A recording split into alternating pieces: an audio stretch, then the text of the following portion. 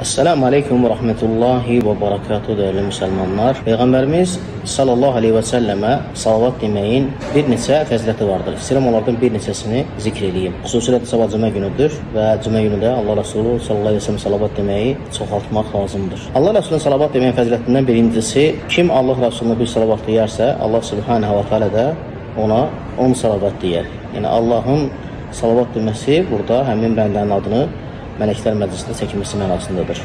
Allah Resulü sallallahu aleyhi ve sellem buyurur ki, "Mən salli aleyyə vahidətən, sallallahu aleyyə aşara." Hədis Müslimdə keçir. Kim mənə bir salavat deyərsə, Allah Subhanahu taala ona 10 salavat deyər.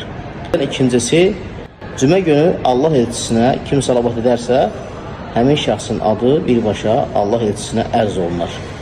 Əgər günü həftənin başqa günlərində salavat edərsənsə, sənin salavatını Allah elçisinə çatdırırlar. Həmçinin fəzilətlərdən üçüncüsü, əgər bir məclisdə Allah elçisinə salavat olunarsa, həmin məclis lağlağa məclisi sayılmaz və qiyamət günü də onlar üçün peşmançılıq olmaz. Amma kim bir məclisdə Allah elçisinə salavat deməzlərsə və Allahı zikr etməzlərsə, həmin məclis lağlağa məclisi hesab olunar, həmçinin də qiyamət günü sahibi üçün peşmançılıq olar.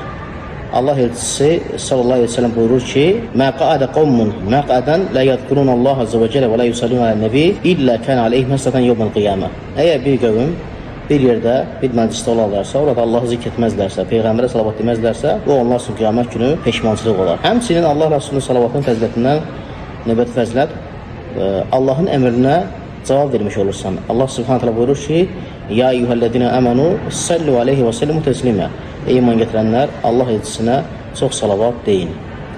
Həmçinin fəzilətdən növbəti fəzilət, kim Allah elçisinə salavat deyərsə, xüsusilə də Allah elçisinin adı çəkildiyi zaman ondan paxıllıq vəsfi qaldırırlar. Amma kim Allah elçisinə adı çəkildiyi zaman salavat deməzsə, o insanların ən paxılı sayılır. Allah Resulü sallallahu aleyhi ve sellem buyurur ki, "İnne ebxalun nas men zukirtu indehu felem yusalli aleyye." İnsanların ən paxılı o insandır ki, mənim adım onun yanında zikr olunarsa və mənə salavat deməzsə. Həmçinin sonuncu fəzilət isə Allah elçisinə salavat demək səni cənnətə gedən yola yönəldir. Necə ki Allah Resulü buyurur ki, "Mən nəsis salat aleyyə xatiyə tariqə cənnə." Kim mənə salavat deməyi unudarsa, yəni burada unutmaq bilərəkdən tərk etmək mənasındadır. Kim mənə salavat deməyi bilərəkdən tərk edərsə, cənnətə gedən yoldan sapmış olar.